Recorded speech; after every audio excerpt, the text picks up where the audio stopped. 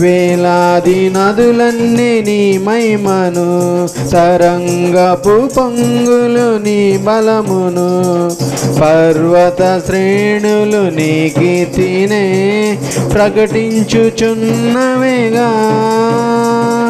వేలాది నదులన్నీ నీ మహిమను, తరంగపు పొంగులు నీ బలమును, పర్వత శ్రేణులు నీ కీర్తినే ప్రకటించుచున్నవిగా. నీవే నీవే నా అతిశయము, నీకే నీకే నారాధన. నీవే నీవే నా అతిశయము, నీకే నారాధన. సుమధుర స్వరముల గానాలతో, వేలాది దూతల గళములతో కొనియాడబడుచున్న నా యేసయ్యా, నీకే నారాధన. మహదానందమే నాలో పరవశమే, నిన్ను స్తుతించిన ప్రతి క్షణం. మహదానందమే నాలో పరవశమే, నిన్ను స్తుతించిన ప్రతి క్షణం. సుమధుర స్వరముల గానాలతో, వేలాది దూతల గళములతో కొనియాడబడుచున్న నా యేసయ్యా, నీకే నారాధన. హల్లెలూయా, హల్లెలూయా. మన ప్రభువును ప్రియరక్షకుడైన యేసుక్రీస్తు శ్రేష్టమైన నామంలో నేటి స్తుతి కూడికకు హాజరైన మీ అందరికీ కూడా నా హృదయపూర్వకమైన వందనాలు తెలియజేస్తా ఉన్నాను. దేవుని మహాకృపా కనికరాలను బట్టి దేవుడి రీతిగా సజీవుల సంఖ్యలో ఉంచి మరి గడిచిన 7 సంవత్సరాలు కూడా హోరేబు పరిచర్యల విషయంలో ప్రభు ఎంతగానో సహాయము చేసి ప్రతి అవసరతను తీరుస్తూ ఈ రీతిగా మరి ప్రభు ముందుకు కొనసాగిస్తూ ఉన్నారు. మరి పరిచర్య విషయంలో ప్రభు చేసిన మేళ్ళకు గాను ప్రతి సంవత్సరము కూడా ఇదే తారీఖున మరి మన ప్రాంతాలలో అనుబంధ సంఘాలలో ఈ వ్యవస్థాపక దినోత్సవం మనం ఏర్పాటు చేసుకుంటాం. మరి ఈ సంవత్సరం ఇక్కడ ఏర్పాటు చేయటానికి తలంపును కలిగి ఉన్నాం కాబట్టి మరి మార్చి 25వ తారీఖు మన మందిరంలో ఇక్కడ జరగటానికి ప్రభువు సహాయము చేశారు. హల్లెలూయా. మరి 2018వ సంవత్సరము మార్చి 25వ తారీఖున మరి ఏకొండూరు మండలంలో ఉన్న తండాల్లో మరి పరిచర్య ప్రారంభించడానికి ప్రభు దర్శనాన్ని ఇచ్చారు. మరి పరిచర్యలోనికి రావటానికి, పరిచర్య ఒళ్ళు దగ్గర పెట్టుకొని చేయటానికి ముఖ్య కారకులు నాకు స్ఫూర్తి మా మామయ్య గారు. అలాగే పరిచర్యలోకి వచ్చాక నాకు ఎంతగానో సహకరించిన దైవజనులు, ప్రారంభ దినాలలో వెన్ను తట్టి ప్రోత్సహించిన దైవజనులు నానాజీ గారు. వారిరువురు కూడా మరి ఈ రోజున ఇక్కడ ఉండటం చాలా సంతోషం. కాబట్టి మరి మీ అందరికీ తెలుసు, నేను అనుకునేవాడిని మా నాన్నగారు చేస్తున్నారు కదా సేవ, సహకరిస్తే సరిపోతుందిలే అనుకునేవాడిని తప్ప వ్యక్తిగతంగా ఎటువంటి ఆలోచనలు కానీ ప్రణాళికలు కానీ లేవు. అదే పెద్ద పరిచర్య సేవ అనుకునేవాడిని. ఏది మీరు అందరు పాటలు పాడేంతవరకు అదో ఆ ఆఖరి కుర్చీ నాదే. అక్కడ కూర్చొని వచ్చి ఇక్కడ 45 నిమిషాలు వర్తమానం అందించి వెళ్ళిపోవటం అన్నమాట. ఇదే పెద్ద సేవ అనుకునేవాడిని నేను. ఒకరోజు అలాగే వాక్యం అందించి జేసన్ బాబుని తీసుకొని నేను నా భార్య రోకళ్ళపాలెంలో మోడ్రన్ సూపర్ మార్కెట్ కొత్తగా పెట్టారు.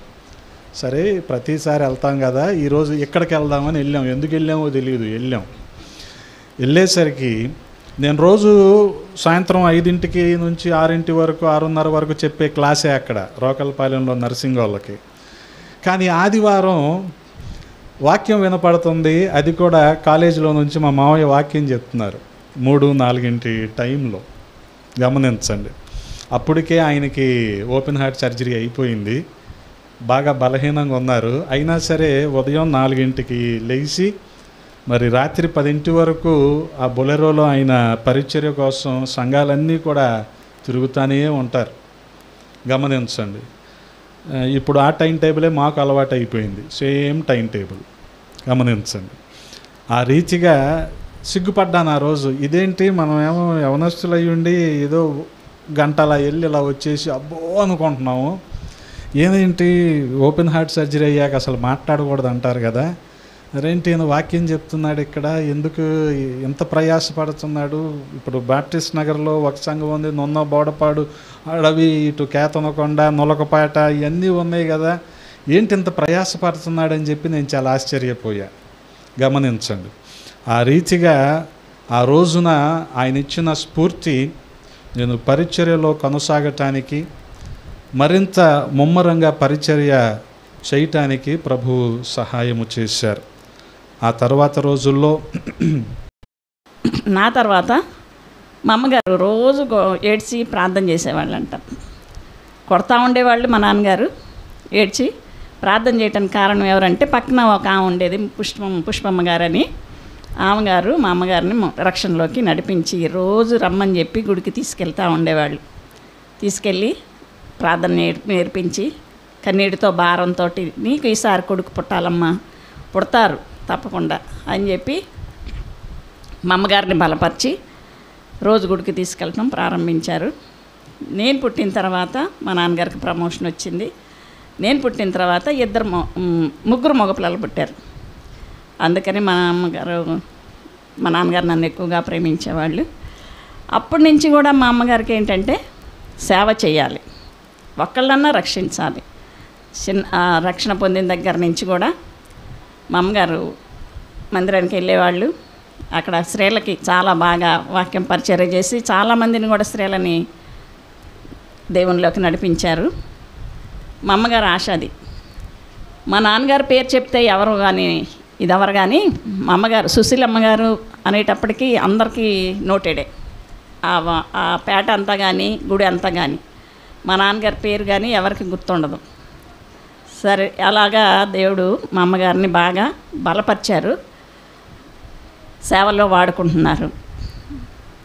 ఆ దీవెనే మా అమ్మగారి ప్రార్థనే, ఆ దీవెనే ఆశీర్వాదాలే ఇప్పుడు పిల్లలకి మేము చూస్తున్నాం. కాబట్టి తల్లిదండ్రులమైన మనము ఎక్కువగా పిల్లల కోసం ప్రార్థన చేయాలి. ప్రార్థన చేస్తేనే పిల్లలు దీవెన పొందుతారు, ఆశీర్వాదాలు. ఈ లోక ఆశీర్వాదాలు మనకి చాలా వస్తాయి, కానీ దేవుని ఆశీర్వాదాలు రావాలి అని అంటే తప్పకుండా మనం దేవుని పరిచర్యలో ఉండాలి. దేవుని పరిచర్య చేస్తేనే మనకు దీవెన, ఆశీర్వాదాలు. కాబట్టి దేవుని పరిచర్యను మీరు మానొద్దు. మీరు రక్షణ పొందాలి, మీ భర్తల్ని పిల్లల్ని రక్షించుకోవాలి. రక్షణ పొందటమే కాదు, అనేక మందిని కూడా రక్షించాలి. కాబట్టి ఈ విధంగా సాక్ష్యం చెప్పిన టైం ఉందా? నాకు మ్యారేజ్ అయిన తర్వాత మేము బయటకు వచ్చేసాము. బయటకు వచ్చిన తర్వాత ఈయనకి కూడా, జోబ్ గారికి కూడా ఎక్కువగా పరిచర్య చేయాలని, సేవ చేయాలని చిన్నప్పటి నుంచి కూడా ఆశ ఉండేది. ఆ ఆశ ప్రకారంగానే మేము కూడా కొంతమందితోటి, ఇద్దరే, ఇంకొక ఆయన ఉండేవాళ్ళు, నేను కింద కూర్చొని వాక్యం జోబ్ గారు చెప్తా ఉంటుంటే మేమిద్దరం వినేవాళ్ళం. అలాగే సేవ ప్రారంభించాం. నలుగురు అయ్యారు, ఆరుగురు అయ్యారు. అట్లాగా చుట్టుపక్కల వాళ్ళందరూ కూడా, యూత్ అంతా కూడా మా మందిరానికి ఇంట్లోకి వచ్చేవాళ్ళు. ఇంట్లోనే పరిచర్య ప్రారంభం చేసాం.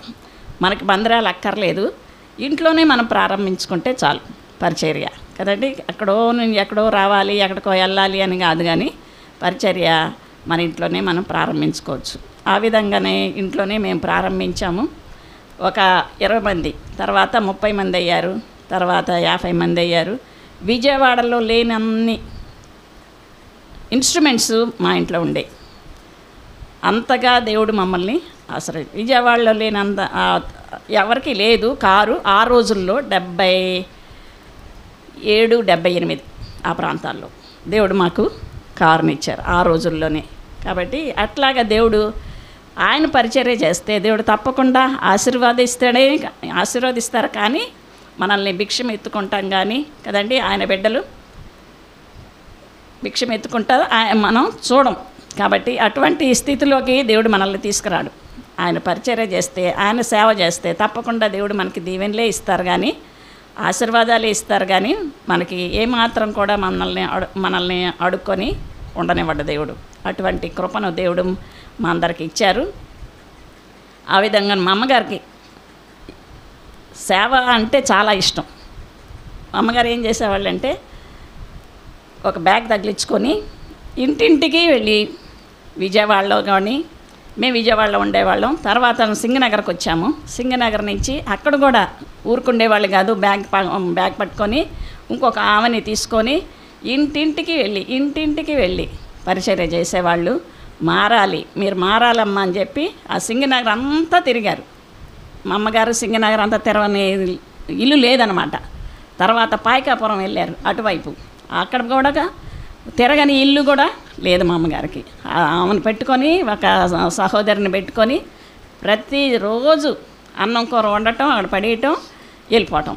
వెళ్ళేసి సాయంత్రం 5 గంటలకి 6 గంటలకు వచ్చేది. మళ్ళీ మేము డ్యూటీ నుంచి వచ్చినప్పుడు, పిల్లల స్కూల్ నుంచి వచ్చినప్పుడు అప్పుడు వచ్చి అప్పుడు మాకు మళ్ళీ అన్నీ వండి పెట్టేదన్నమాట. అలాగా తను ఒక్కతే పరిచర్య చేసింది. ఆ పరిచర్య చాలా విస్తరించింది. ఆమె యొక్క ఆశ ఏంటంటే కుటుంబంలో అందరూ పరిచర్య చేయాలి, కుటుంబంలో అందరూ దేవుని సేవలో ఉండాలి. నా ఆశ కూడా అదే. కాబట్టి నాకు 4 పిల్లలు, 3 పాపలు, 1 బాబు, 4 కూడా సేవలో ఉండాలనేదే నా ఆశ. కాబట్టి 4 కూడా సేవలో ఉన్నారు, పరిచర్య చేస్తున్నారు. ఆ విధంగానే మా పెద్దక్క, బావగారు కూడా పరిచర్య చేస్తున్నారు. 2వ అక్క చనిపోయింది. నేను కూడా పరిచర్యలోనే ఉన్నాము. 2 తమ్ముళ్ళు, డేవిడ్ 2వ బాబు, 2వ తమ్ముడు, పెద్ద తమ్ముడు పాల్, ఆయన కూడా పరిచర్యలో ఉండి చనిపోయారు. ఆ పరిచర్యని కొడుకు చేస్తున్నాడు ఇప్పుడు. కాబట్టి ఎవరు ఒట్టిగా లేరు. ఒక పక్క ఉద్యోగాలు చేసుకుంటూ ఒక పక్క పరిచర్య చేస్తున్నాము. కాబట్టి పరిచర్య అనేది చాలా ముఖ్యం. మనం రక్షింపబడటమే కాకుండా మనం ఇతరులని రక్షించాలి.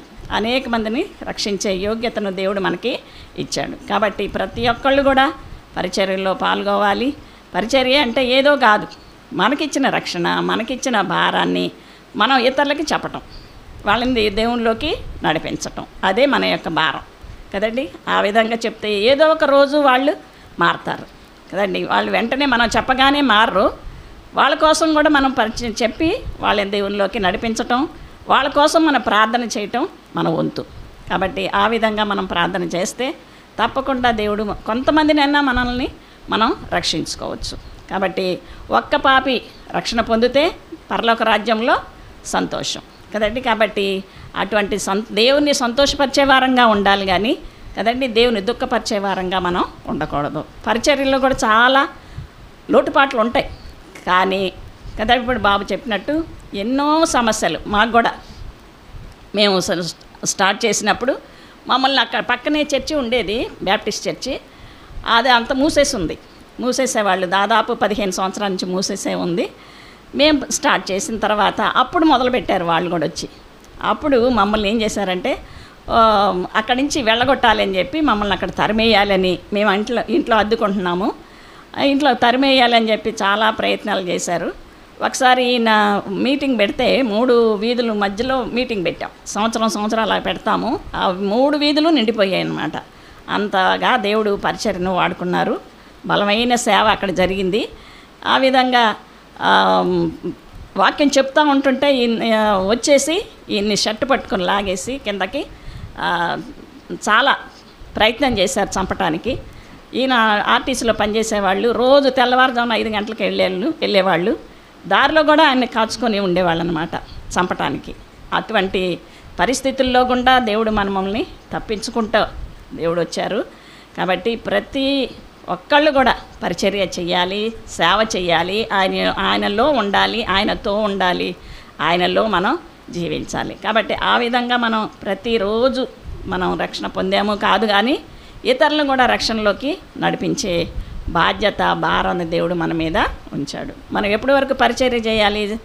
సువార్తను ప్రకటించాలి. మన ఊపిరి ఉన్నంత వరకు మనం దేవుని పరిచర్యలో సువార్తని మనం ప్రకటించాలి. ఊపిరి పోయిన తర్వాత ఏం చేస్తాం? లెక్క అప్పచెప్పాలి. లెక్క ఊపిరి ఉన్నంత వరకు సువార్తను ప్రకటించాలి. ఊపిరి పోయిన తర్వాత లెక్క అప్పచెప్పాలి. కాబట్టి మనం సేవ చేస్తున్నాము అని కాదు కానీ, మనం జీవిస్తున్నాము అని కాదు కానీ, ఎలా జీవిస్తున్నాము, ఎట్లా దేవునికి ఇష్టకరంగా ఉన్నాము, దేవునికి లెక్క ఎలాగ అప్పచెప్పాలి కదండి. తప్పకుండా మన మాటల్లో, మన చూపుల్లో, మన తలంపుల్లో, మన ప్రవర్తనలో దేవునికి లెక్క తప్పకుండా అప్పచెప్పాలి. కాబట్టి మనం బహు జాగ్రత్త కలిగి కదండి, మన ఇష్టానుసారంగా కాకుండా దేవుని చిత్తానుసారంగా మనం జీవించాలి. దేవుడు ఏం చెప్పాడో బైబిల్లో అదే మనం చెయ్యాలి కానీ మన ఇష్టాన్ని మనం నెరవేర్చుకోకూడదు. న్యాయాధిపతులు చివరి గ్రంథం చివరి అధ్యాయంలో చివరి వచనంలో ఏముంది? ఆ రోజుల్లో రాజు లేడు. న్యాయాధిపతుల కాలంలో, ఏలే కాలంలో వాళ్ళకి రాజు లేడు కాబట్టి తన ఇష్టానుసారంగా వాళ్ళు జీవించారు అన్నమాట మనకు అక్కడ కనబడి. చదవండి న్యాయాధిపతులు చివరి అధ్యాయం చివరి వచనంలో.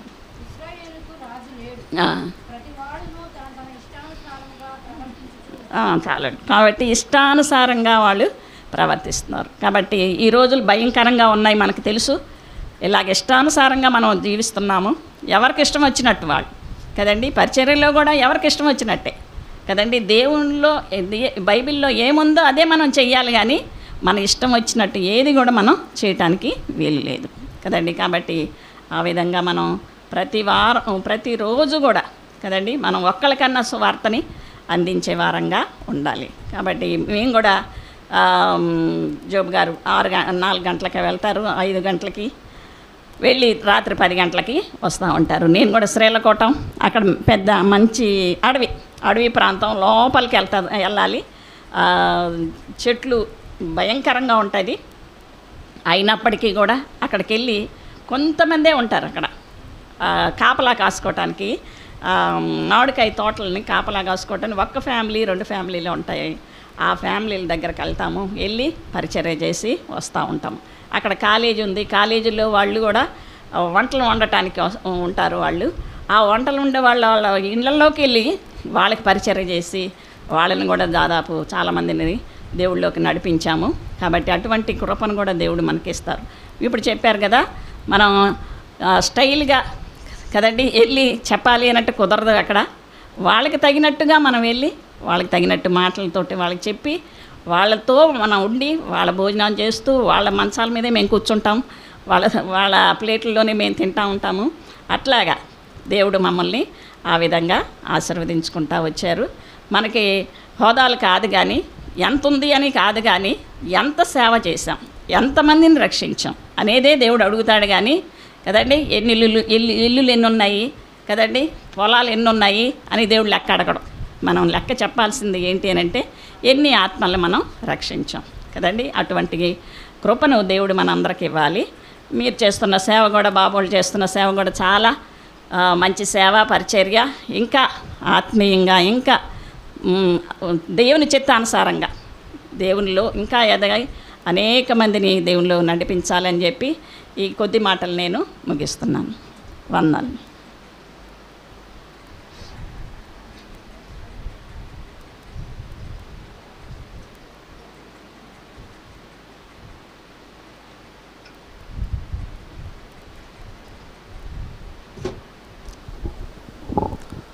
గ్రీటింగ్స్ తెలియజేసిన కస్తూరి జోబ్ గారికి నా ప్రత్యేకమైన వందనాలు. మరి ఈ సమయంలో మరి నానాజీ గారు మనకు గ్రీటింగ్స్తో కూడిన క్లుప్త వర్తమానాన్ని అందిస్తారు.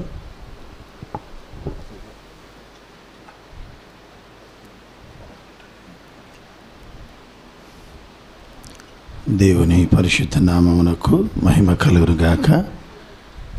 ప్రభు అయిన యేసుక్రీస్తు వారి నామములో దైవజనులు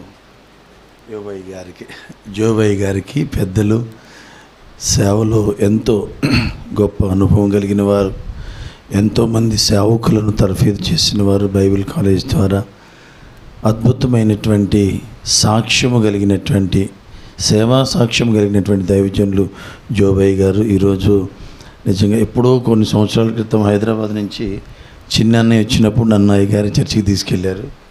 అప్పుడు అయ్యగారి దగ్గర ఇలా కూర్చున్నాను. మరలా ఈ సందర్భంలో మరి అయ్యగారి పక్కన కూర్చోవడానికి దేవుడి కృప చూపించారు. నేను ఎంతో సంతోషిస్తున్నాను. అయ్యగారికి ప్రత్యేకమైన వందనాలు. అలాగే జాయ్ సల్మన్ రాజు గారికి, షకన్య ప్రేయర్ టీం సభ్యులందరికీ నా హృదయపూర్వక వందనాలు. ఈ వార్షికోత్సవం సందర్భంగా దేవుడు ఈ యొక్క పరిచర్యను అంతకంతకు మహిమకరముగా దీవించునుగాక. జాయ్ సల్మన్ రాజు గారు, అలాగే డేవిడ్ రాజ్ అన్న, నేనంటే డేవిడ్ రాజ్ అన్నకు చాలా ఇష్టం. నాకు తోటలూరు దగ్గర ఒక పరిచర్య ఉంది, నున్నలోను విజయవాడలో 2 పరిచర్యలు ఉన్నాయి. ఎప్పుడైనా నేను ఇటు వెళ్ళటానికి నాకు అవకాశం లేనప్పుడు అన్న కొంచెం టైం అడ్జస్ట్ చేసుకుని లంక గ్రామానికి వెళ్ళి ఆరాధన జరిపించి వస్తారంటే ఎంతో హృదయపూర్వకంగా టైట్ షెడ్యూల్లో కూడా వెళ్ళి అక్కడ వాళ్ళకి వాక్యం చెప్పి నేను లేనని అనిపించుకోకుండా చక్కగా వారిని సంతోషపరిచి వచ్చేవాళ్ళు. అందుని బట్టి డేవిడ్ రాజన్న బట్టి నేను ఎంతగానో దేవునికి కృతజ్ఞతాస్తుతులు చెల్లిస్తున్నాను. అలాగే మిత్రులు, సేవకులు జాయ్ సల్మన్ రాజు గారు దేవుని యొక్క అనాది సంకల్పాన్ని బట్టి ఎంతో సౌమ్యులు. నాకు వాళ్ళ నాన్నగారు పరిచయం చేశారు.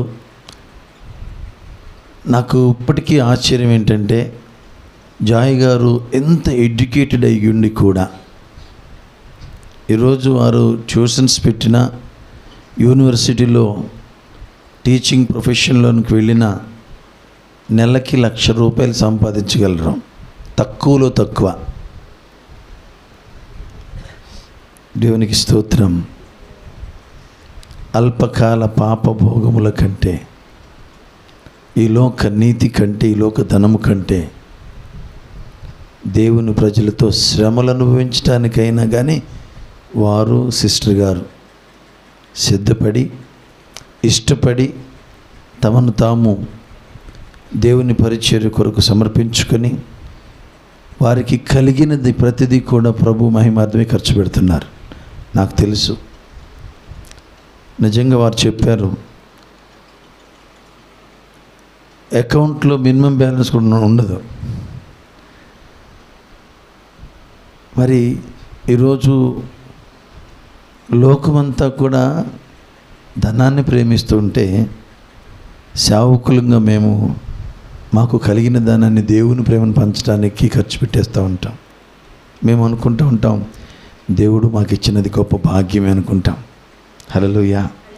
అలాంటి మనసు జాయ్ గారికి దేవుడు ఇవ్వటం, ప్రత్యేకంగా సిటీని వదిలిపెట్టి అలాంటి నిజంగా సువార్త అవసరమైన ప్రాంతాల్లో ఎవరికి సువార్త అందించాలో వారికి అందించాలి అనేటువంటి ఒక ఆత్మీయ దాహంతో తండాల్లో పరిచర్య చేస్తూ వాళ్ళ భాష నేర్చుకొని వాళ్ళ భాషలో పాటలు పాడుతూ ఎంత కష్టం, ఎంత పరిచర్య. రియల్లీ వారిని బట్టి మరి సిస్టర్ గారిని బట్టి నిజంగా నేను ఎంతగానో దేవుని స్తుతిస్తూ ఉన్నాను.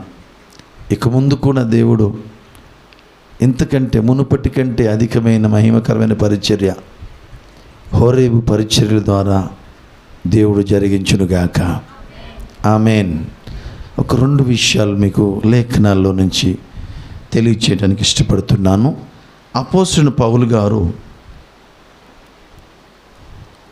తన శిష్యుడైనటువంటి తీతు గారికి రాసినటువంటి ఉత్తరంలో 2వ అధ్యాయములో శ్రేష్టమైన మాట, నాకెంతో ఇష్టమైన మాట, 14వ వచనము చదివి సహాయం చేయండి ఒకళ్ళు. ఆయన సమస్తమైన దుర్నీతి నుండి మనలను విమోచించి సత్క్రియలందు ఆసక్తి గల ప్రజలను తన కోసరము పవిత్రపరుచుకొని తన సొత్తుగా చేసుకొనుటకు తనను తానే మన కొరకు అర్పించుకొనెను. దేవునికి మహిమ కలుగునుగాక. దేవుని పిల్లముగా సంఘములో కొనసాగుతున్నటువంటి మనకు దేవుని యొక్క అంతరంగం, దేవుని యొక్క ఉద్దేశం ఏమిటంటే తన సొత్తైనటువంటి సంఘము, దేవుని పిల్లలు సమస్తమైన దుర్నీతిని విడిచిపెట్టాలి. హల్లెలూయా. దుర్నీతిని విడిచి సత్క్రియలందు ఆసక్తి కలిగినటువంటి చెప్పండి, సత్క్రియలందు ఆసక్తి కలిగినటువంటి ప్రజలముగా మనం ఉండాలి. హల్లెలూయా. నేను అంటాను, క్రైస్తవుడు సమాజానికి పరిష్కారం, క్రైస్తవుడు దేశానికి పరిష్కారం. క్రైస్తవుడు ఎప్పుడు కూడా సమాజానికి మేలు చేసేవాడుగా ఉండాలి, సత్క్రియలందు ఆసక్తి కలిగిన వారుగా ఉండాలి. దైవజనులు జాయ్ గారు ఇన్ని పరిచర్యలు చెప్తూ ఉంటే, మెడికల్ క్యాంప్స్, ఐ క్యాంప్స్, అలాగే ఇంకా ఆశ్చర్యకరమైన మాట ఏంటంటే కుక్క కాటు వేసినప్పుడు, అలాగే ఆ ప్రాంతాల్లో పాము కరిచినప్పుడు వాళ్ళు ఎలా దాని నుంచి స్కిప్ అవ్వాలో, ఎలా కాపాడుకోవాలో అవేర్నెస్ ప్రోగ్రామ్స్ చేయటం అనేది అసలు వండర్ఫుల్ మినిస్ట్రీ అది. కాబట్టి ప్రియమైన దేవుని బిడ్డలారా, క్రైస్తవుడు అంటే దేవుని సన్నిధికి వచ్చిన మనము కేవలం మన పిల్లల కోసం, మన కుటుంబ అవసరాల కోసము ప్రార్థన చేసుకుని వెళ్ళిపోయే వాళ్ళు క్రైస్తవులు కాదు. ఆమేన్. సమాజానికి, మన చుట్టూ ఉన్న సమాజానికి మనము చేయగలిగినంత మేలు చేసినప్పుడే దేవుని దృష్టిలో మనము ఆయనకి ఇష్టలుగా ఉంటాం. హల్లెలూయా. ఆయన మనల్ని చూసి సంతోషపడతారు. దేవునికి స్తోత్రం. కనుక సత్క్రియలందు ఆసక్తి కలిగిన సమాజముగా మనం ఉండాలి. అందుకొరకు ఆయన తన్ను తానే మన కొరకు అర్పించుకున్నాడు. దేవునికి స్తోత్రం. కనుక ఆయన యొక్క మన కోసం అర్పించుకున్నటువంటి ఆయన యొక్క హృదయవాంఛను, ఆయన ఉద్దేశాన్ని, ఆయన చిత్తాన్ని నెరవేర్చేవాళ్ళుగా ఉండాలి క్రైస్తవులు. దేవునికి స్తోత్రం కలుగును గాక. అలాగే చూడండి, కొరింథీయులకు రాసినటువంటి మొదటి పత్రిక, మొదటి అధ్యాయము 9వ వచనం. మన ప్రభువైన యేసుక్రీస్తు అను తన కుమారుని సహవాసమునకు మిమ్మును పిలిచిన దేవుడు. ఆమేన్.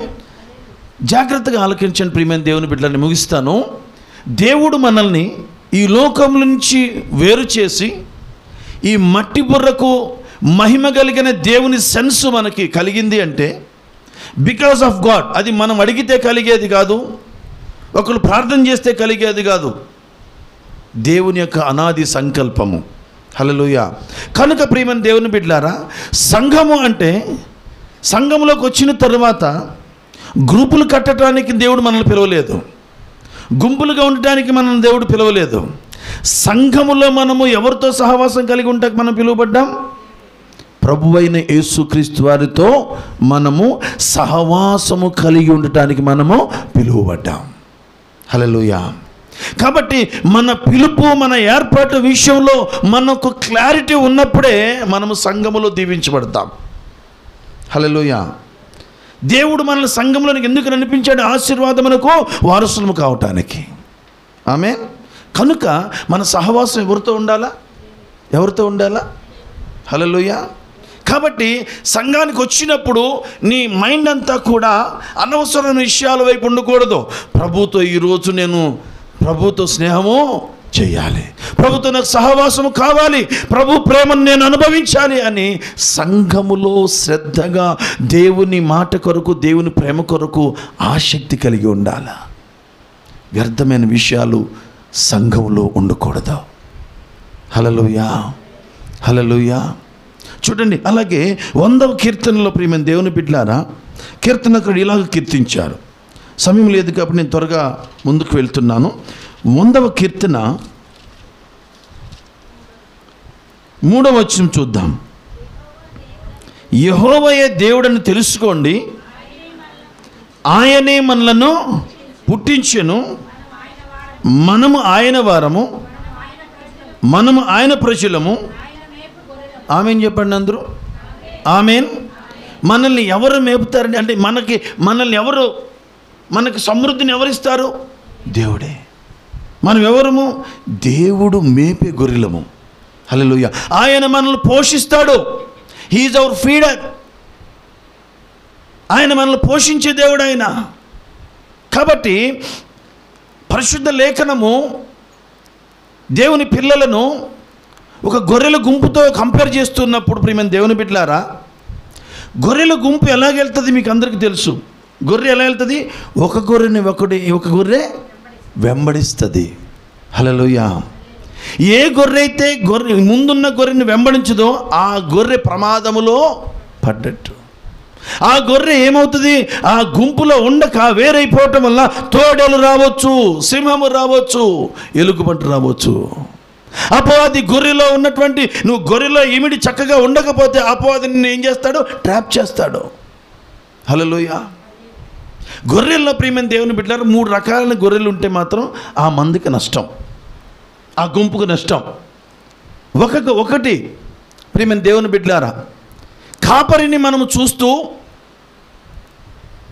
కాపరి చూపించే మార్గంలో మనం వెళ్ళకుండా మన స్వనీతిని మనం ఆధారం చేసుకుని గొర్రెల గుంపులో మనం వెళుతూ ఉన్నట్లయితే ఆ గొర్రెని ఏమంటామంటే, కొన్ని గొర్రెలు ఉంటాయి గుంపులో, గుడ్డి గొర్రెలు ఉంటాయి. ఏ గొర్రెలండి? హల్లెలూయా. ముందున్నటువంటి గొర్రె వైపు చూడం. గుడ్డితనం అంటే ఎలా ఉంటుందంటే ఆత్మీయ గుడ్డితనం ఉంటుంది, జ్ఞానంలో గుడ్డితనం ఉంటుంది. ఆ గుడ్డితనం ఏం చేస్తుందంటే ఆ గొర్రె దేవుని చేత పోషింపబడకుండా శ్రమల పాలైపోతుంది. ఆత్మీయ గుడ్డితనం ఉంటే ఎవరు ఏది చెబితే అది నమ్మేస్తాం. ఆత్మీయంగా మనం గుడ్డితనం కలిగి ఉండకూడదు, ఆత్మీయంగా మనం జ్ఞానము కలిగి ఉండాలి. దేవునికి స్తోత్రం. 2, ఒకటి గుడ్డి గొర్రె అయితే రెండో గొర్రె ఏంటంటే తెలుసా? గొడ్డు గొర్రె. ఏంటది? గొడ్డుతనం ఉంటుంది. అంటే అసలు ఫలించడమే ఇష్టం ఉండదు. ఆ గొర్రెను చూసి ఇంకో గొర్రె ఇన్స్పైర్ అయ్యే పరిస్థితి కూడా ఉండదు. అయ్యో ఈమె మందిరానికి వెళ్తుందే, ఇతడు మందిరానికి వెళ్తున్నాడే, ఇది దేవుడు గొప్పవాడు, నేను కూడా వీళ్ళ వెనకాల వెళ్తే నాకు క్షేమం కలుగుతుందేమో, దేవుడి కృప నాకు కూడా దొరుకుద్దేమో అని కనీసం మనం కలుగుతున్న ఇంటిలో కూడా ఆ సాక్ష్యం పెంచుకోలేకపోతున్నాం, ఇంటిలో కూడా సాక్ష్యాన్ని తెచ్చుకోలేకపోతున్నాం. హల్లెలూయా. గొడ్డు గొర్రె. ఎలా మనం పోషింపబడతాం?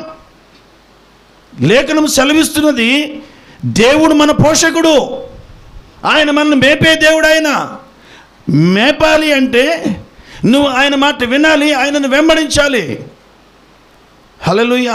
ఆయన వైపు చూడకుండా గుడ్డితనం, ఆయన అనుసరించకుండా గొడ్డుతనం. ఇంకో గొడ్డుతనం ఏంటంటే కనీస ఆత్మఫలాలు లేకపోవటం. కనీసం అమ్మ ప్రార్థన చేయంటే సిగ్గుపడిపోతారు. ప్రార్థన కూడా రాకపోతే ఇంకేముందండి ఆత్మఫలం? హల్లెలూయా. గుడ్డుతనం ఉండకూడదు. 3 ప్రమాదకరం ఏంటంటే అడ్డుగొర్రె. ఏంటిది? అడ్డుగొర్రెలు ఉంటాయి. నేనేమంటానంటే గుంపలా సాగుతున్నప్పుడు అడ్డుగొర్రె ఏం చేస్తుంది? వెనకాలనే గొర్రెకు డిస్టర్బెన్స్, పక్కనున్న గొర్రెకి డిస్టర్బెన్స్. ఆమేన్. హల్లెలూయా. గొర్రెల్లో గుడ్డి గొర్రె ఉండకూడదు, గొడ్డు గొర్రె ఉండకూడదు, ఇంకో గొర్రె ఉండకూడదు, అడ్డు గొర్రె ఉండకూడదు. హల్లెలూయా. ఏ గొర్రెలు? ఈ 3 లేకుండా మనం ఉన్నామంటే మన దేవుడు ఖచ్చితంగా మనం పోషిస్తాడు. స్తోత్రం చెప్పండి గట్టిగా. ఈ 3 లక్షణాలు గనక ఒకవేళ ఉంటే ఈరోజు ఈ వార్షికోత్సవ సందర్భంగా, ప్రభువా నన్ను క్షమించు, ఎంతకాలం నేను ఎందుకో గుడ్డిగానే ఉన్నాను, ప్రభా నన్ను క్షమించు, నేను అనేక విషయాల్లో అడ్డుగా ఉన్నాను, ప్రభా నన్ను క్షమించి, ఇంతకాలం నేను ఫలించలేదు, నన్ను క్షమించు. మా సంఘ పరిచర్యలో ఒక నూతన సంవత్సరాలకు మేము అడుగుపెట్టాం. ఈ వార్షికోత్సవం సందర్భంగా నీ సన్నిధిలో మొరపెడుతున్నాను, నాలో ఉన్నటువంటి ఈ లోపము తొలగించు అని దేవుని సన్నిధిలో అడిగినట్లయితే నీకు ఏదైతే నువ్వు పోషింపబడకుండా, నువ్వు దీవించబడకుండా, నువ్వు ఫలించకుండా ఆటంకం ఏదైతే ఉన్నదో ఆ ఆటంకాన్ని నా దేవుడు నీలో నుంచి తొలగించబోతున్నాడు. దేవునికి మహిమ కలుగును గాక. హల్లెలూయా. హల్లెలూయా. అంతే కదా. ఆఖరి మాట, దేవుని పిల్లముగా ప్రియమైన దేవుని బిడ్డలారా, అందరికీ తెలుసు మనకి 2వ దినవృత్తాంతముల గ్రంథము 7వ అధ్యాయము మనకందరికీ తెలుసు. సంఘము యొక్క ముఖ్యమైనటువంటి సంఘము ప్రార్థన చేస్తే మనకందరికీ తెలుసు. నా పేరు పెట్టబడిన ప్రజలు 7వ అధ్యాయము 14వ వచనం అందరికీ తెలుసు.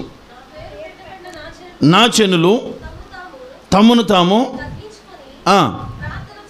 ప్రార్థన చేసి నన్ను వెదకి విడిచిన యెడల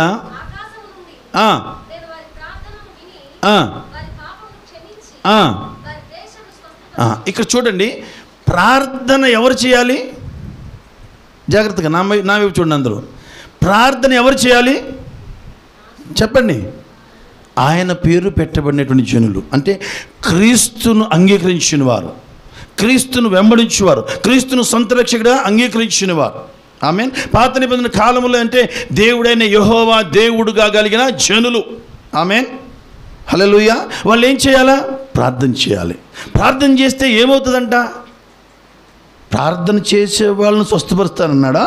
దేశాన్ని స్వస్థపరుస్తానన్నాడు దేవుడు. ఆమేన్. హల్లెలూయా. దేవుని పిల్లల ప్రార్థన దేశానికి ఆశీర్వాదం. హల్లెలూయా. సంఘము ఆ ప్రాంత ప్రజలకు, ఆ పట్టణానికి, ఆ ఏరియాకి, ఆ వంశాలకి ఆశీర్వాదం. హల్లెలూయా. ప్రార్థన చేయుచున్నటువంటి మనము ఆల్రెడీ సేఫ్ జోన్లో ఉన్నాం, దేవుని రెక్కల నీళ్ళలో ఉన్నాం. కానీ మనము సోమరితనముగా ఉండకూడదు. దేవుని పిల్లల మీద మనం సోమరితనముగా ఉండకుండా సోమరితనాన్ని విడిచి మనం ప్రార్థన చేసిన వాళ్ళమైతే మన తరాలకు, మన పిల్లలకు, మన దేశానికి, మన పట్టణాలకి దేవుని కృపను సంపాదించి పెట్టే వాళ్ళముగా ఉంటాం. దేవునికి మహిమ కలుగును గాక. ఆకాశం ముందు నేను వారి ప్రార్థన విని వారి పాపములను క్షమించి ఏం చేస్తానన్నాడు? వారి దేశాన్ని స్వస్థపరుస్తానన్నాడు. దేవునికి మహిమ కలుగును గాక. కాబట్టి ప్రియమైన దేవుని బిడ్డారా, మన ప్రార్థన దేవుని ఎరుగని ప్రజలకు కూడా ఫలాన్ని ఇస్తుంది. ఆమేన్. స్తోత్రం చెప్పండి. హల్లెలూయా. మన ప్రార్థన మన ప్రాంత ప్రజలకు, మన దేశానికి కూడా ఏమిస్తుంది? క్షేమాన్ని కలుగు చేస్తుంది. దేవునికి ఇష్టం. అందుకే నేను అంటాను, క్రైస్తవుడు ప్రపంచానికి పరిష్కారం. దేవునికి మహిమ కలుగును గాక. ఇక్కడ ఉన్నటువంటి మీరందరూ కొద్దిమంది కావచ్చు, మీ ప్రాంతాలకి, మీ ప్రాంతంలో ఉన్నటువంటి ప్రజలకున్న సమస్యలకి మీ ప్రార్థనలు కూడా ఒక పరిష్కారంగా ఉండాలని నేను ఆశపడుతున్న మాటలు ముగిస్తున్నాను. సమయం ఇచ్చిన జోయ్ గారికి నా హృదయపూర్వక వందనాలు. జోబయ్య గారికి హృదయపూర్వక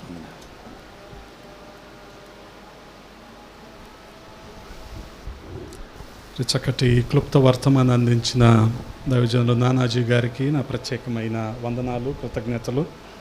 బహుశా అక్క కూడా వస్తారు అనుకున్నాను, ఎందుకనంటే మన మీటింగ్లన్నింటిలో కూడా అక్క స్తుతి ఆరాధన చేసేవారు. ఈరోజు కూడా వస్తే ఒక చక్కని పాట పాడి ఉండేవారు. మంచిది, చాలా సంతోషం. మరి దైవజనులతో నేను చైనా అలాగే సౌత్ కొరియా వెళ్ళటానికి కూడా ప్రభువు సహాయము చేశారు. హల్లెలూయా.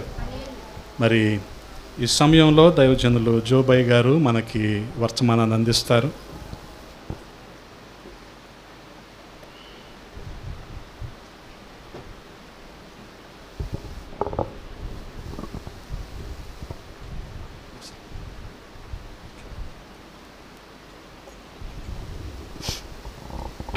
ప్రభువైన యేసుక్రీస్తు వారి సర్వశక్తి కలిగిన, జీవము కలిగిన, ప్రభావం కలిగిన పరిశుద్ధమైన నామాన్ని బట్టి ప్రభువును స్తుతిస్తూ ఈ సమయంలో మరి ఇక్కడ మాట్లాడడానికి అవకాశం ఇచ్చిన మా మేనడు, మా అమ్మాయి, పరిచయం చేస్తున్న మా అమ్మాయి, మేనడు, వీరందరికీ ప్రభు పక్షంగా దీవెనలు అందిస్తున్నాం. అలాగే ప్రత్యేకించి ఈరోజు చాలా కాలం తర్వాత నానాజీ గారిని చూడడానికి దేవుడు కృప చూపించాడు. అందుని బట్టి వారికి కూడా ప్రత్యేకించి వందనాలు. దైవాక్య ధ్యానంలోకి వెళదాం. మీరు అందరూ కూడా వాక్యం తీసి దయచేసి గమనించాలని ప్రాముఖ్యంగా ప్రభు పక్షంగా మనం చేస్తున్నాం. వాక్యం చదివేవాళ్ళు బైబిల్ తీసి రెడీగా ఉంచుకోండి. వాక్యం నాకు అందించండి. మత్తయి సువార్త 24వ అధ్యాయం 44వ వచనం.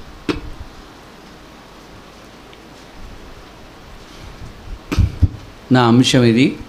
మత్తయి సువార్త 24:44. ఇప్పుడు మీరు అనుకొనని గడియలో మనిషి కుమారుడు వచ్చును కనుకనే మనం ఎలా ఉండాలంట? ఎందుకు ఉండాలి? మీరు అనుకోనని గడియాలు. ప్రభు ఎప్పుడు వస్తారు చెప్పరే, గట్టిగా చెప్పాలి నోట్లో. అనుకోనని గడియలో మనిషి కుమారుడు మన ప్రభు అయిన యేసుక్రీస్తు రాబోతున్నాడు. మనకు తెలుసా? తెలియదు. కాబట్టి మనం ఎలా ఉండాలి? వెరీ గుడ్, సిద్ధంగా ఉండాలి. అందరూ చెప్పండి, సిద్ధంగా ఉండాలి. నా అంశం సిద్ధంగా ఉండడం. ఎందుకని? ప్రభు ఎప్పుడు వస్తారో మనకి తెలియదు. ఇంకో మాట చదువుతున్నాం. ప్రసంగి గ్రంథం 9వ అధ్యాయం 12వ వచనం. ప్రసంగి గ్రంథం 9వ అధ్యాయం 12వ వచనం చదవండి.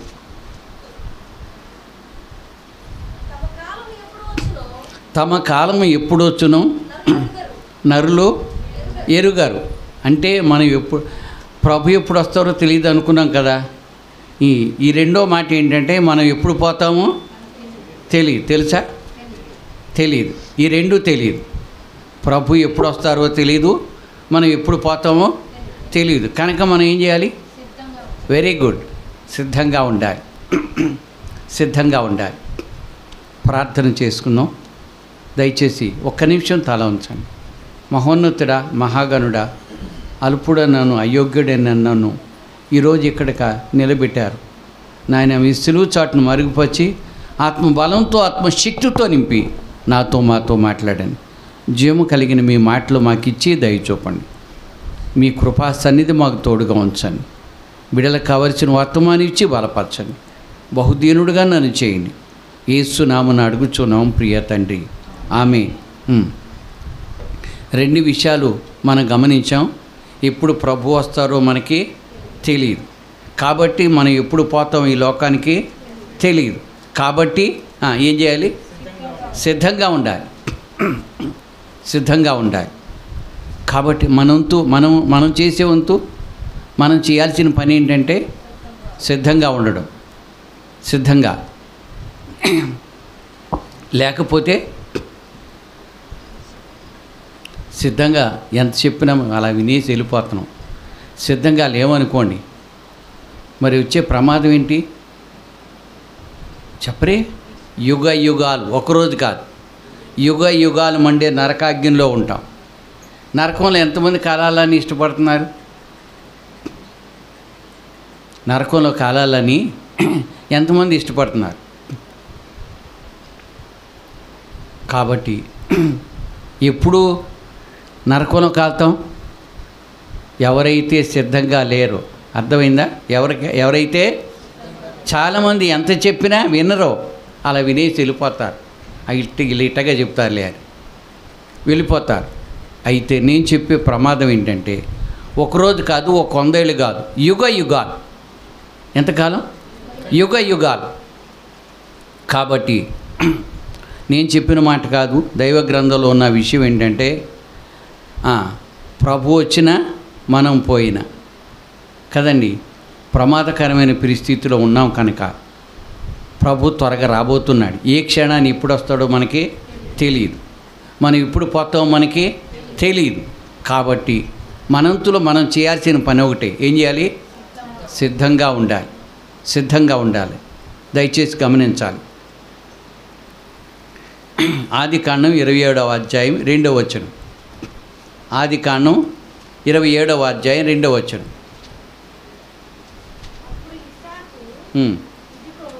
ఇస్సాకు ఏమంటున్నాడు?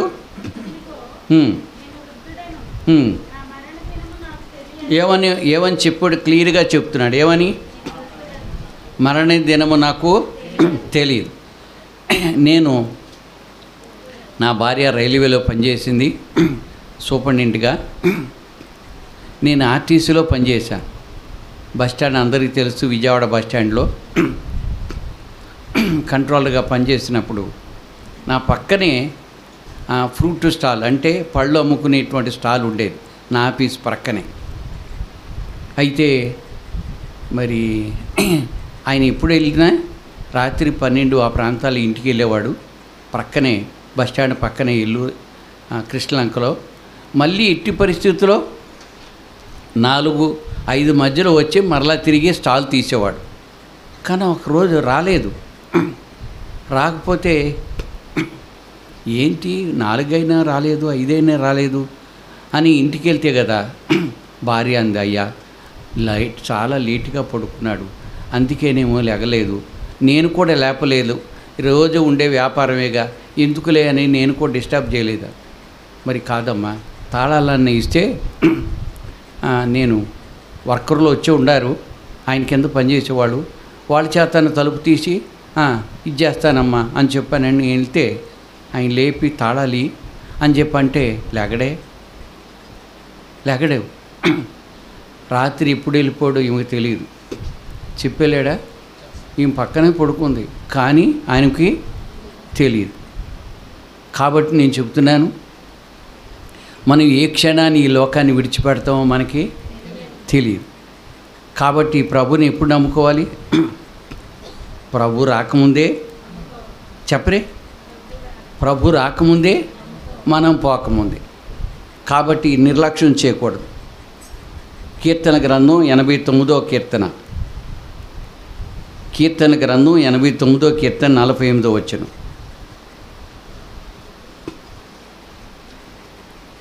కీర్తన గ్రంథం 89:49, 48 చదవండి. 89:48. మరణము చూడక బ్రతికే నరుడెవరు?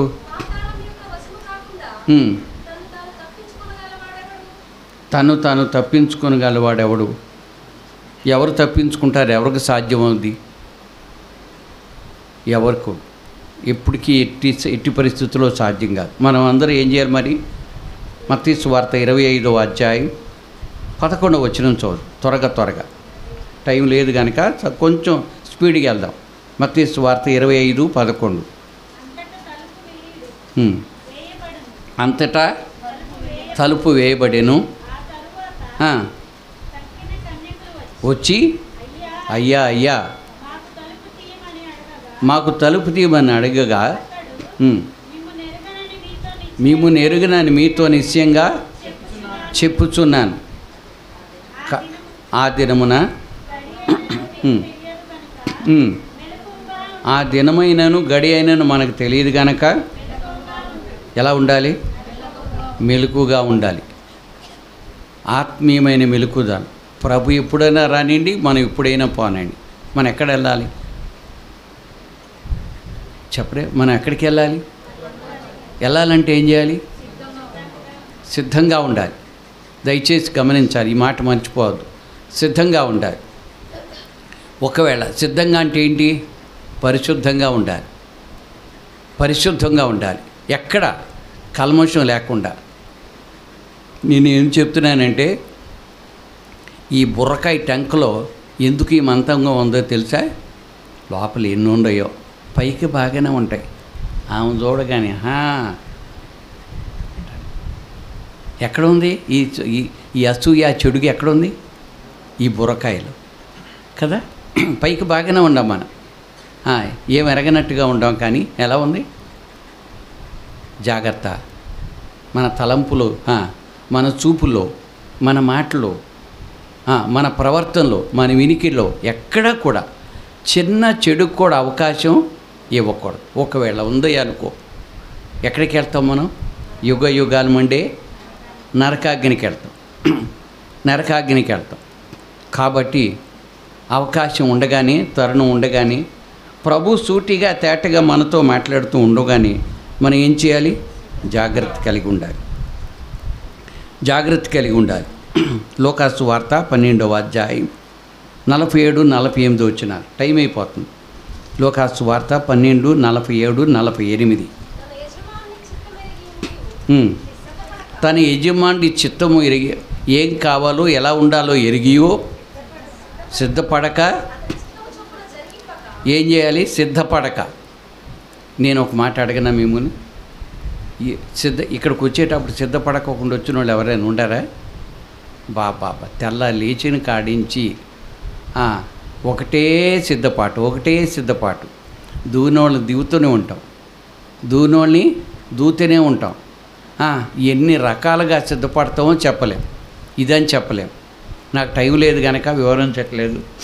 కాబట్టి మనందరం తప్పక ఇక్కడికి వచ్చేటప్పుడు ఏం చేసి వచ్చాం? సిద్ధపడే వచ్చాం. సిద్ధపడకోకుండా వచ్చిన వాళ్ళు ఎవరూ లేరు. శారీరకంగా సిద్ధపడుతున్నాం, కానీ దైవాక్యం ఏం చెప్తుందంటే ఆత్మీయంగా. అంటే జాగ్రత్తగా వినాలి. మనలో శరీరం కనపడుతుంది, కానీ లోపల ఆత్మ ఉందా లేదా? ఎంతమంది నమ్ముతున్నారు?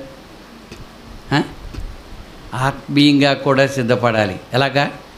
ఇందాక నానాజీ గారు చెప్పారు, ఆత్మీయంగా లోపల ఒక మనిషి ఉన్నారు, లోపల మనకు కనపడని మనిషి ఉన్నారు. ఆ మనిషి ఎలా ఉండాలి? పరిశుద్ధంగా, దేవునికి ఇష్టమైన రీతిగా, వాక్య ప్రకారం. ఎప్పుడు ప్రభు వచ్చినా మనం ఎప్పుడు పోయినా ప్రభు రాజ్యంలో ఉండడానికి సిద్ధపడాలి. అది ఎవరి చేతిలో ఉంది? మన చేతుల్లోనే ఉంది. అర్థమైందా? మన చేతిలో ఉంది. కాబట్టి నిర్లక్ష్యం చూపుకోకుండా చదవండి. ఇప్పుడు తన యజమాని చిత్తం ఎరిగి ఉండియో సిద్ధపడక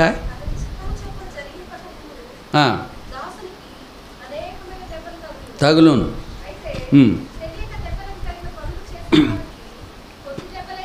అవును, చాలమ్మ. హెబ్రీ పత్రిక 12:17. హెబ్రీ పత్రిక 12:17. త్వరగా, టైం లేదు కనుక నేను కూడా కొంచెం స్పీడ్గా వెళుతున్నాను. 12:17. ఏశావు అనే వ్యక్తి ఆ తర్వాత, అంటే సమయం అయిపోయిన తర్వాత వచ్చి ఏం కావాలో వచ్చాడు? ఆశీర్వాదం పొందగోరి కన్నీళ్ళు విడుచుచు శ్రద్ధతో వెదికినాను. అంటే టైం అయిపోయినాక వచ్చాడు. అమ్మ వినండి దయచేసి, టైం ఉండగానే ప్రభు పాదాల దగ్గరికి వద్దాం, రక్షించబడదాం, ఆశీర్వదించబడదాం. టైం అయిపోయినాక దేవుడు మనకు టైం ఇచ్చాడు. అయిపోయినాక కుయ్యో మొర్రో అని ఉపయోగం లేదు. కుయ్యో మొర్రో అని ఏడ్చిన ఉపయోగం లేదు. మరి ఎప్పుడు రావాలి? ఇప్పుడు సిద్ధపడాలి. అవకాశం ఉండగానే, తరుణం ఉండగానే, ప్రభువారు సూటిగా తేటగా మనతో మాట్లాడుతూ ఉంటుండగానే మనం ఏం చేయాలి? సిద్ధపడాలి. మీరు ఒక మాట చెప్తాను, జరిగిన విషయం, అనవసరమైన విషయాలు చెప్పను. నేను పుట్టినూరు, నాన్నగారు అక్కడ హెడ్ మాస్టర్గా పనిచేశాడు. 10 ఊళ్ళకి అక్కడే స్కూల్, 10 ఊళ్ళో వాళ్ళు అక్కడికే స్కూల్కి వచ్చేవాళ్ళు. టౌన్కి దూరంగా ఉంటుంది. అయితే ఆ ఊర్లో ఎవరో చనిపోతే పెట్టి టౌన్లో చేయించుకుని తీసుకురావాలి. ఇప్పుడు అక్కడ వెళ్ళి ఒక వ్యక్తి అక్కడికి వెళ్ళి మరి చాలా దూరం నడిచి వెళ్ళాలి, సదుపాయాలు లేవు. వెళ్ళి పెట్టి చేయించుకునే టౌన్లో తీసుకురావడానికి అటు వెళ్ళేవు. ఆ పల్లెటూరులోకి వెళ్ళే వాహనాలు సాధారణంగా ఉండవు. మరి ఒక లారీ వెళుతుంటే పాపం పొద్దునే ఆర్డర్ ఇచ్చి అక్కడ కూర్చుని చేయించుకుంటే ఏం పెట్టి? చచ్చిపోయిన వాళ్ళకి శవ పెట్టి. పాపం అక్కడ పెట్టి కూర్చున్నాడు రోడ్డు పక్కనే. ఆపితే ఆటోవాడు ఆపుతున్నాడు, పెట్టి చూడగానే బుర్రను వెళ్ళిపోతున్నాడు. దేనికి జడిచి? పెట్టి చెక్క పెట్టి ఏం చేసింది? ఉట్టి చెక్క పెట్టి అయ్యాది పొద్దుగుకుపోతుంది అని చెప్పి అంతమందిని బతిలాడినా ఎవరు తీసుకెళ్ళట్లేదు. చివరికి ఒక లారీ వాడిని బతిలాడు, కాళ్ళు పట్టుకుని నీళ్లు పట్టుకుని, అయ్యా అంటే వెనకాల వేసుకో అన్నాడు. సరే వెనకాల, లారీకి వెనకాల తొట్టు ఉంటుంది కనుక వెనకాల వేసుకున్నాడు. వేసుకుని నువ్వు కూడా వెనక్కి వెళ్ళు, ఇక్కడ ఖాళీ లేదన్నాడు. సరే వెనక్కి వెళ్ళాడు, నుంచున్నాడు.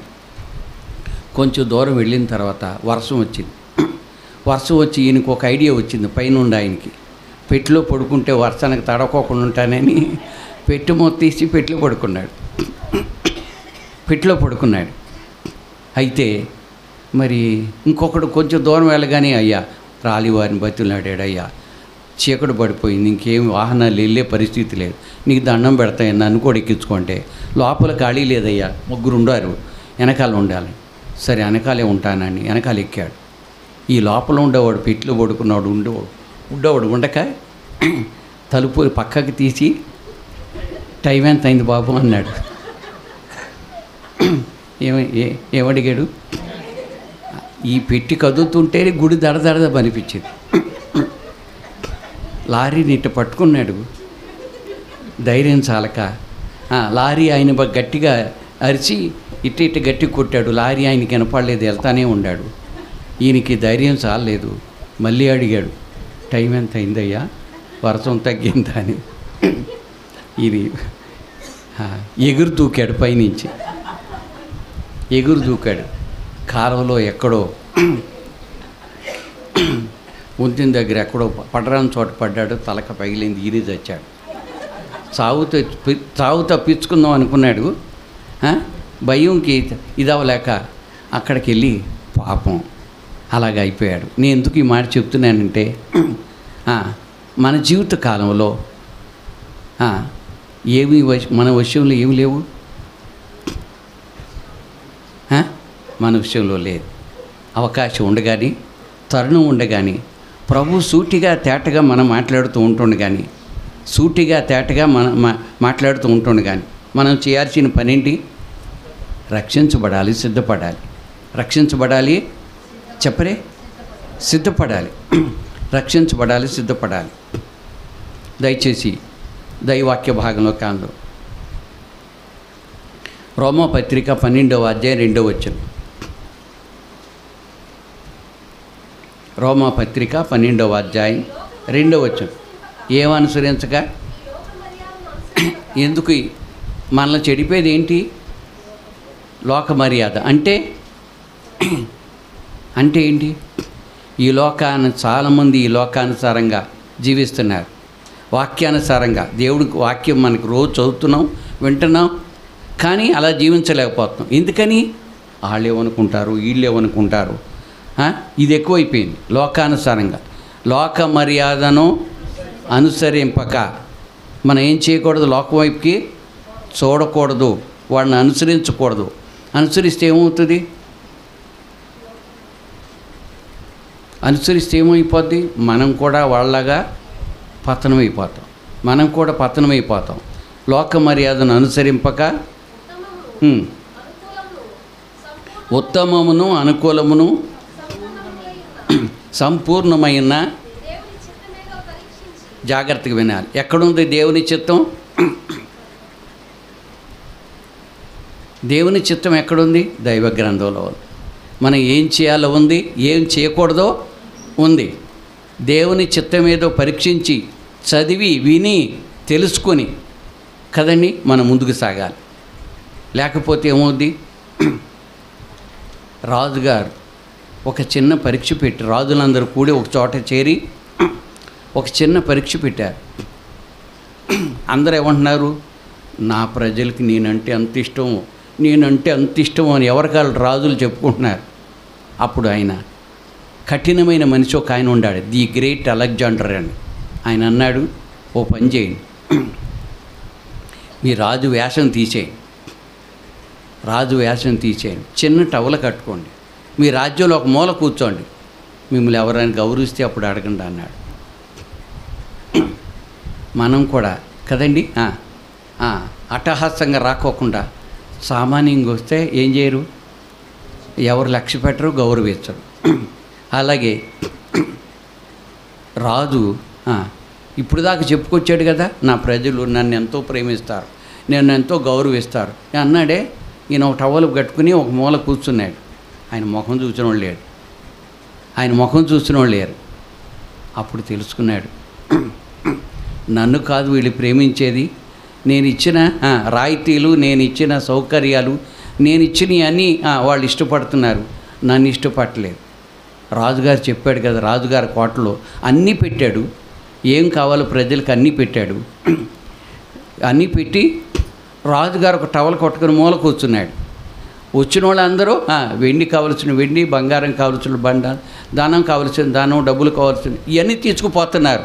రాజుగారు మొహం చూసిన వాళ్ళు లేడు. నేను ఎందుకు మాట చెప్తున్నానంటే, దయచేసి దేవుడిచ్చే సౌకర్యాలు అందరికి కావాలి, దేవుడు ఎవరికి అక్కర్లా. ఏమడుగుతారు దేవుణ్ణి?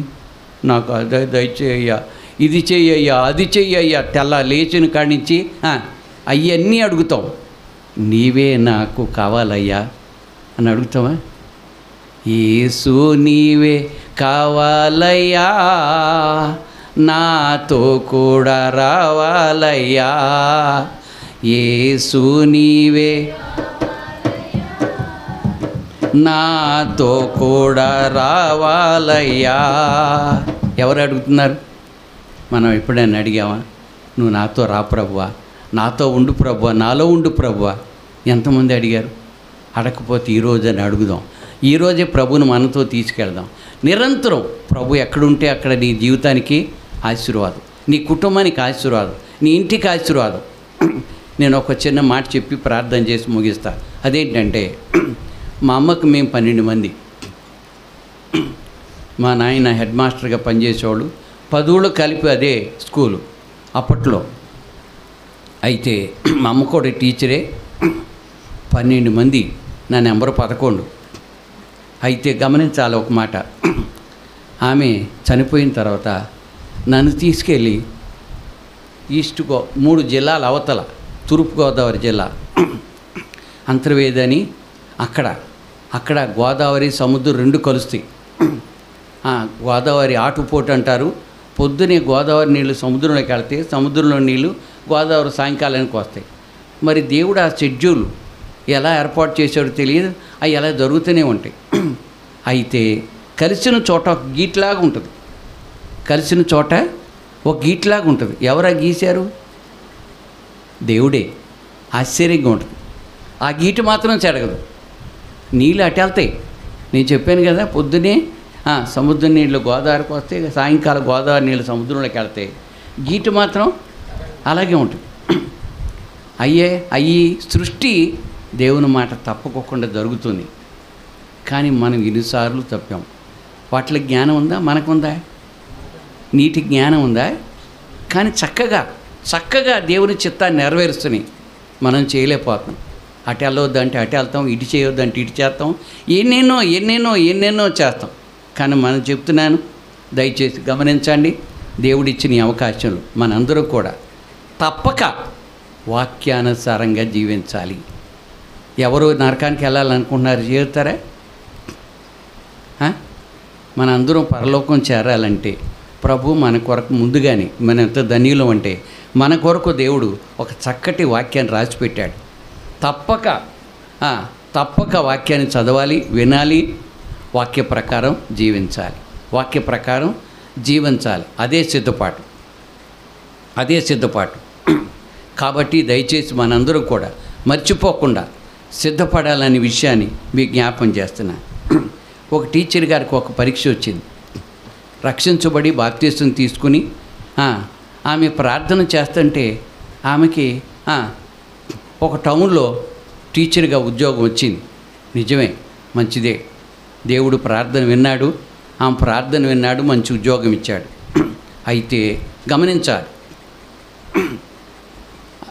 ఇన్స్పెక్టర్ గారు, స్కూల్స్ ఇన్స్పెక్షన్ చేసేటువంటి ఇన్స్పెక్టర్ గారు వచ్చి ఇన్స్పెక్షన్ చేస్తే అక్కడ 23 ఉంటే 23 రాసింది. మరి ఆయన ఇన్స్పెక్టర్ గారు అడిగారు, ఏమమ్మా ఇంతకుముందు నామే ఎంతమంది వచ్చి 40 మంది రాసేది, 50 మంది రాసేది, నువ్వేంటి 23 చూపిస్తున్నావు? అయ్యా వచ్చింది 23 అంటే. ఇలా అంటే నీ ఉద్యోగం ఉండదు, ఇక్కడ స్కూల్లో ఉండదు. నువ్వు ఎట్టి పరిస్థితుల్లో నేను మరలా తిరిగి వచ్చేటప్పటికి ఎంతమంది చూపించాలి? 40 మంది పైన చూపించాలి అని అన్నాడు. మళ్ళీ రెండోసారి వచ్చాడు. మళ్ళాగే ఎంతమంది వస్తే, మరి ఈమె రక్షించబడిన బాప్తిసం తీసుకున్నామే, అబద్ధం రాస్తుందా? చెప్పరే.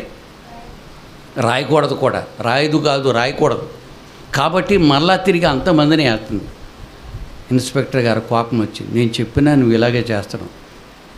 అందుకని ఇన్స్పెక్టర్ గారు ఆమెను ఏం చేశాడంటే, అసలు నేను ఆ ఊరికి వెళ్ళాను, దారి తెన్ను లేని, రోడ్డు లేని, ఏ వాహనం వెళ్ళని ఆ మూలను తీసుకెళ్ళి ట్రాన్స్ఫర్ చేశాడు.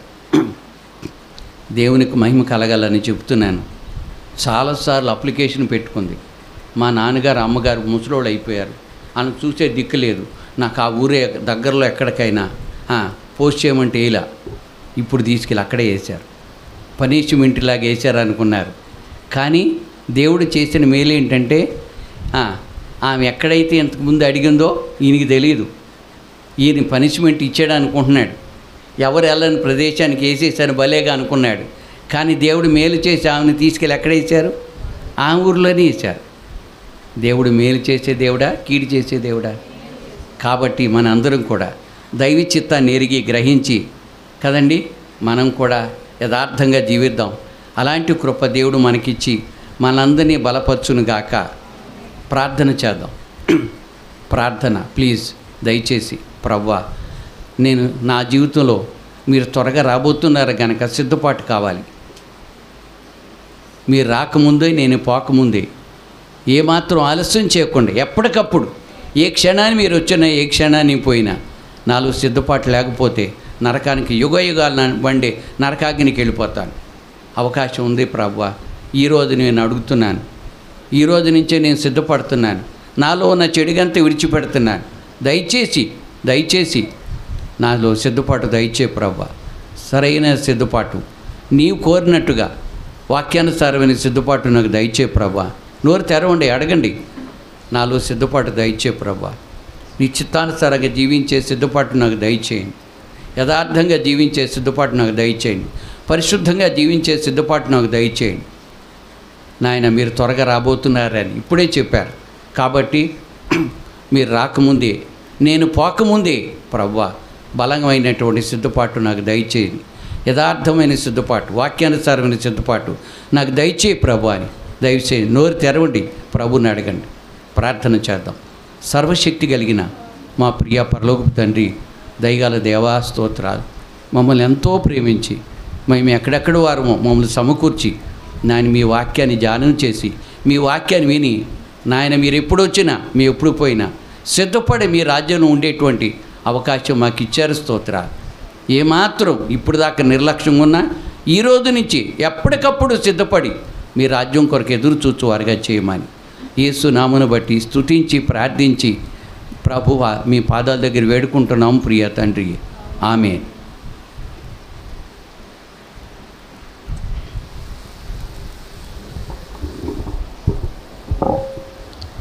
మరి వర్తమానాన్ని అందించిన జోబయ్య గారికి నా ప్రత్యేకమైన వందనాలు, కృతజ్ఞతలు తెలియజేస్తూ ఉన్నాను. మరి ఎంతసేపు చాలా ఓపికగా కూర్చున్నారు. మరి మన కోసం భోజనం సిద్ధంగా ఉంది. కాబట్టి మరి మొదట్లోనే మీకు జ్ఞాపకం చేశాను. మరి రోజున ప్రభువు మనకిచ్చిన ఈ సౌండ్ సిస్టమ్ మరి గృహ కూడికలకు, వీధి కూడికలకు ఉపయోగపడే రీతిగా దేవుడు మనకిది ఇచ్చారు. దీన్ని దైవజనులు ఇరువురు కూడా ప్రార్థన చేసి మరి పరిచర్య కొరకు ప్రతిష్ఠిస్తారు.